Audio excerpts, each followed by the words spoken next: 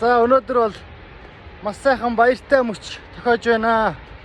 За би нийтдээ 17,000 орчим километр газар дугуйгаараа аялж явсаар байгаад дэлхийн хамгийн өргөн хүрхрээ болох Victoria Fall дээр ирсэн байж байна.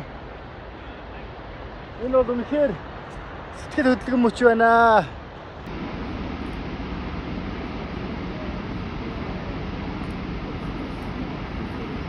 Дэлхийн хэмжээтэй танилцаад дүрм зөрчөө явж байна. Victoria Fall яг үндсэн хүрхрээ ундаг цэгийг нь арай өөр цэгээс үзэх гээд явж байна. Ерөнхийдөө зам нь бол нэг иймэрхүү замаар явж байна. Бурхан минь ээ. Би хүрхрээн дээр зогсож байна. Ойса видео. И чадта.